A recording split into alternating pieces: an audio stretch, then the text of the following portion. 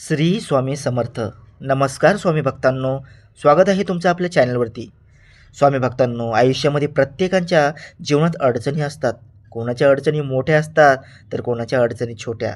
पण अडचणी कितीही असल्या आणि जर स्वामींवर विश्वास असला तर तो माणूस त्यावरही मात करतो आणि आपल्या आयुष्याला नवीन सुरुवात करतो. तर आजचा अनुभव असाच आहे एका ताईंचा.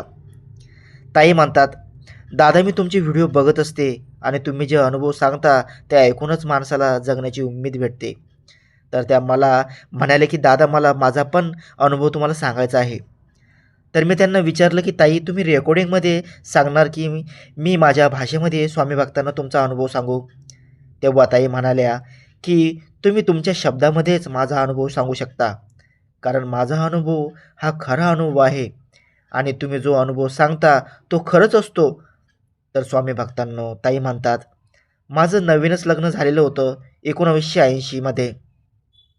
त्यावेळेस माझी आई वडील खूप आनंदी होते. माझी एक बहीण होती. अशा आम्ही दोघी आमच्या आई वडिलांच्या लाडक्या मुली होतो. मी घरामध्ये मोठी होते आणि माझं लग्न पार पाडल्यानंतर आई वडील खूप खुश होते आणि त्यांना वाटलं की आपली एक जिम्मेदारी आहे आता पार पडली आहे आणि ते आनंदात राहत होते. माझ्या सासूरवाडीमध्ये माझी सासू, माझे सासरे आणि एक माझा लहान दीर होता आणि माझे मिस्टर हे घरामध्ये मोठे होते. तसे ते दोघं भाऊ आणि आम्ही अशा दोन बहिणी. नवीन नवीन प्रत्येक दिवस हा खूप सुंदर वाटत होता. जणू असं काही वाटलं होतं की आपलं आयुष्य हे नेहमी असेच राहील, याला कोणाचीही नजर लागणार नाही. नवरा नवीन नवीन फिरायला घेऊन जायचा, हॉटेलमध्ये न्यायचा, सासू सासरे लाड करायचे. असेच 2-3 वर्ष निघून गेले आणि मी एका मुलाची आई झाले. पहिला मुलगा झाल्यामुळे आणखीनच माझे लाड घरामध्ये वाढले. त्यानंतर माझा नवरा मला म्हणाला की तुला आयुष्यामध्ये मी कुठलीही कमी पडू देणार नाही आणि सासू सासरे पण लेकीसारखं मला जीव लावायचे. मुलाच्या पालनपोषणमध्ये 2-3 वर्षे असे गेले की कळालंच नाही आणि 2-3 वर्षानंतर माझं दुसरं अपत्य होतं, माझी मुलगी.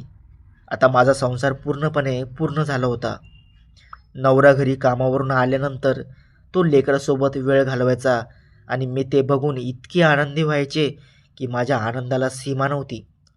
सगळं छान चाललं होतं, पण आयुष्य कधी इशारा देत नाही.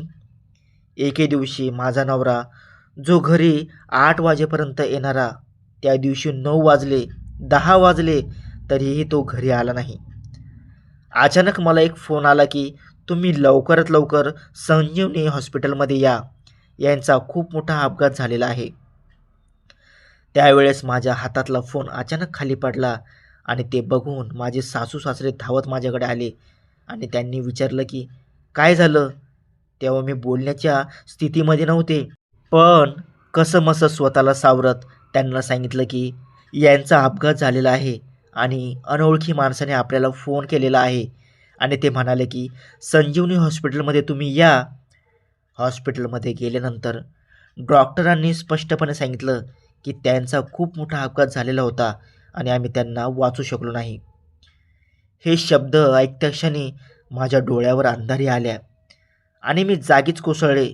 माझ्या सासू सासऱ्यांचा तर विचारूच नका की त्यांची काय अवस्था झाली होती. माझा दीर इकडे तिकडे धावत होता, त्यालाही काही सुचत नव्हतं. शेवटी मी शुद्धीवर आले आणि त्यांचा हात हातात घेतला. त्यांचा हात पूर्णपणे थंडगार झालेला होता. मी त्यावेळेस इतकी जोरजोरात रडले आणि त्यांना म्हणाले की अहो उठा ना, आपले 2 चिमुकले त्यांच्याकडे कोण बघेल तुम्ही गेल्यानंतर. तेव्हा माझ्या सासू सासऱ्यांनी मला धीर दिला आणि म्हणाले की बेटा आता त्याला शेवटचा आपल्याला निरोप द्यावा लागेल आणि त्यांना त्या दिवशी शेवटचा निरोप दिला.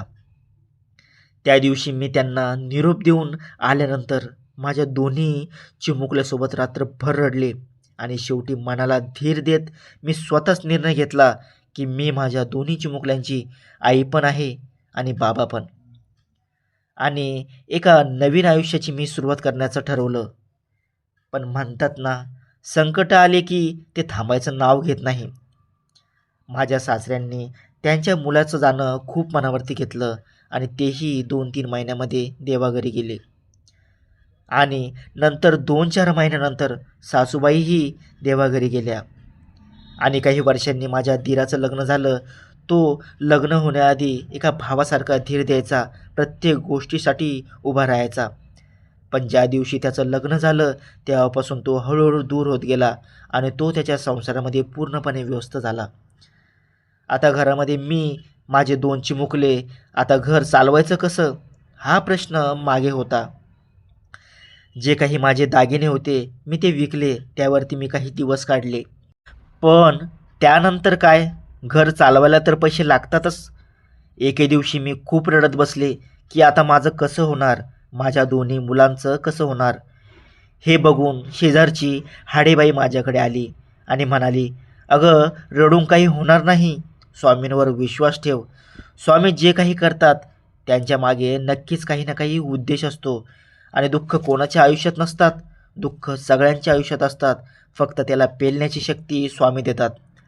तू रडू नकोस. तू असं समज की स्वामींनीच मला तुझ्याकडे पाठवलं आहे. तुझी जर इच्छा असेल तर तू मसाले कंपनीमध्ये काम करशील का. तो शब्द ऐकताच माझ्या मनाला धीर आला. मी त्यांना म्हणाले, हाडेताई, तुम्ही स्वामींच्या रूपातच माझ्यापाशी आले आहात. मी तुम्हाला नाही म्हणू शकणार नाही. आणि मी लगेच दुसऱ्या दिवसापासून मसाले कंपनीमध्ये कामाला लागले. कंपनीचं नाव होतं सुहासिनी मसाले उद्योग. तिथे नवीन नवीन काम करताना त्रास खूप झाला.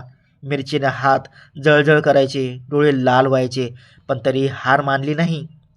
माझ्या दोन्ही चिमुकल्यांचा चेहरा डोळ्यांसमोर ठेवून प्रत्येक दिवस हा मी काढायचे. आणि घरी आल्यानंतर दोन्ही चिमुकले झोपल्यानंतर मी खूप रडायचे. पण दुसऱ्या दिवशी सकाळी उठून मी माझ्या कामावरती जायची. नवीन नवीन कंपनीमध्ये खूप चर्चा झाली. या बाईसोबत असं झालेलं आहे, या बाईसोबत तसं झालेलं आहे.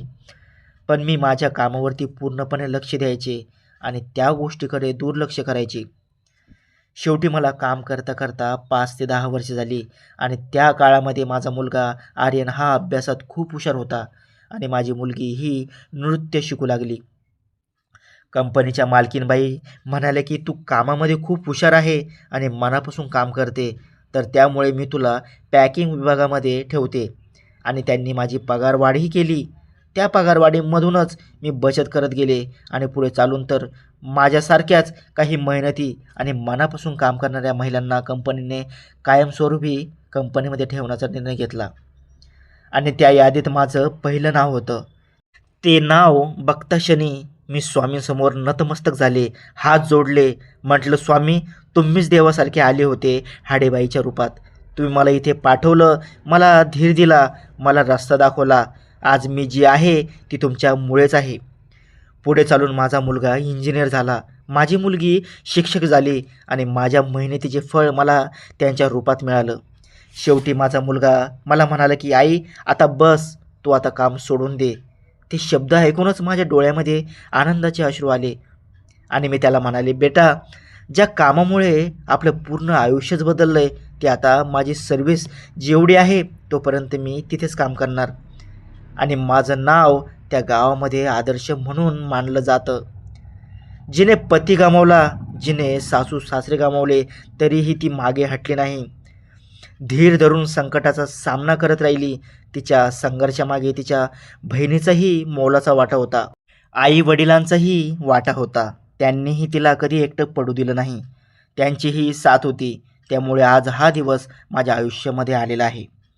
स्वामी भक्तांनो, आजचा असा हा आपल्या ताईंचा अनुभव होता. ताईच्या अनुभवातून आपल्याला हेच सांगते की संकट कितीही आली तरी विश्वास, मेहनत आणि स्वामींवरची अढळ श्रद्धा ते दिवस बदलतात. जर आजचा अनुभव आपल्याला आवडला असेल तर फक्त कमेंटमध्ये एवढं टाईप करा, स्वामी, मी तुम्हाला मानतो किंवा मी तुम्हाला मानते. आणि तुम्ही आहात असं टाईप करून व्हिडिओला लाईक करा, शेअर करा आणि सबस्क्राईब करायला विसरू नका. श्री स्वामी समर्थ.